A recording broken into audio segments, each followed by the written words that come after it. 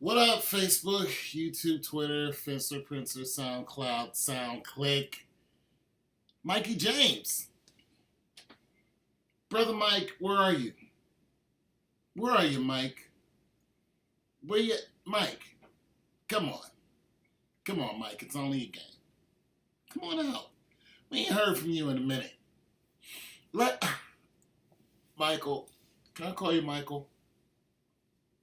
For one, when you guys make predictions and you just make predictions.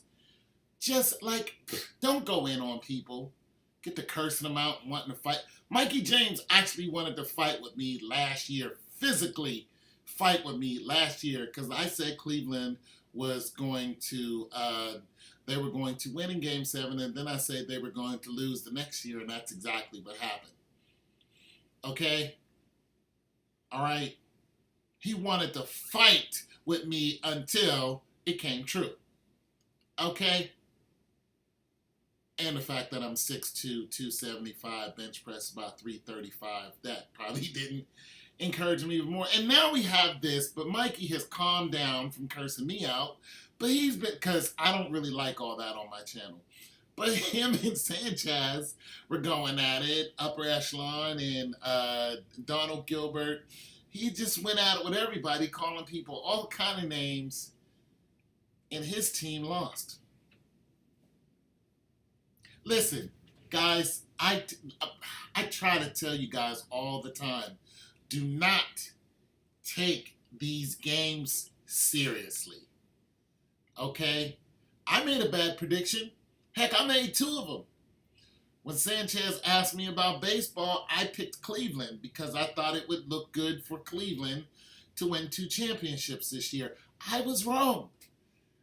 In that video, I mentioned the fact that Justin Verlander was traded after Sanchez had told me. I said, well, Justin Verlander was traded to the Astros from Detroit, so there's possible that they can win. But I didn't pick the Astros. I didn't make a solid prediction to say the Astros. I just had a gut feeling that they could still be in the running simply because they made a big deal out of Justin Verlander. But I picked my top 2 teams was Cleveland, number 1, New York, number 2, and Astros, number 3. I never picked the Dodgers because I thought it was a Cinderella. I thought the whole Cinderella story was too hokey. I never picked the Dodgers, and when I said Astros would be my 3rd pick, I picked it before the hurricane. Then when the hurricane came in, everybody was talking about the Astros could win because of the hurricane. We all thought the same after that. We were all just like, yeah, it's possible. Because why? Tributes. So as the games went on and Cleveland dropped out in the beginning, I was just like, okay, I was wrong. Then New York got beat, and I was like, I was wrong again. And then the Astros finally win. And it was pretty much a clear picture after that. But I never, not once did I say the Dodgers were going to win. I didn't. I just never felt LA Dodgers on this one.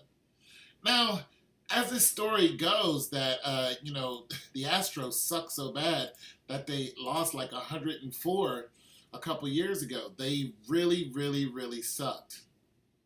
And I think Verlander added some juice to him. Even the announcer said that they would have an October presence.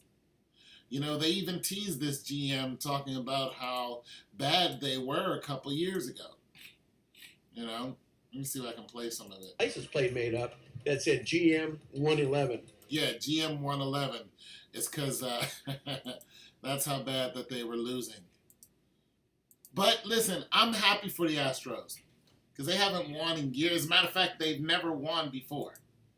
Now listen, I used to watch the Astros back when Nolan Ryan played, but I only watched the Astros for one, my favorite color was orange, and this was when I was young, like really young. And 2, Nolan Ryan was, he had the fastest pitch during his time. So I always admired the fact that Nolan Ryan can throw the ball 100 and some odd miles an hour, 96 on a regular day. I admired that.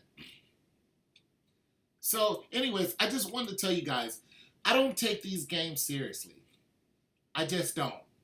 I don't go ahead and put a lot of pride into me guessing who's going to win. And the reason why I don't do that is because sometimes my guesses are just whimsical. They're just out there somewhere. I still think that the games are fixed 100. Hey, there's Justin right there. I still think the games are fixed. See what he has to say. Verlander's a guy. They were going to win the AL West with or without him, but they Yep, so not have won the World Series without him. they would not have won the World Series without Justin Verlander. And you know what? In hindsight, that's what I should have went with. But I really wanted Cleveland to be the city of champions. But when they start talking about Justin Verlander, I was like, oh my goodness. Now, when I first started looking at baseball, when Sanchez asked me months ago, I watched the video talking about the top 10 teams that could go. And there were a good competitive top 10 teams, but I only picked three. I was never really focused on any other team that was out there. Not the Twins, not Boston. I never thought Boston was going to take it. I did think the Yankees were going to take it, but the Astros was my number 3. But as soon as I heard those announcers start talking about Justin Verlander being an October presence, I should have switched up right there, because that's a clear indication of those guys are really going to be tough to beat. If not, if anything, they're going to win it all. And then the whole Houston thing, it should have been a clear sign that they were going to win. However, I didn't pick those guys.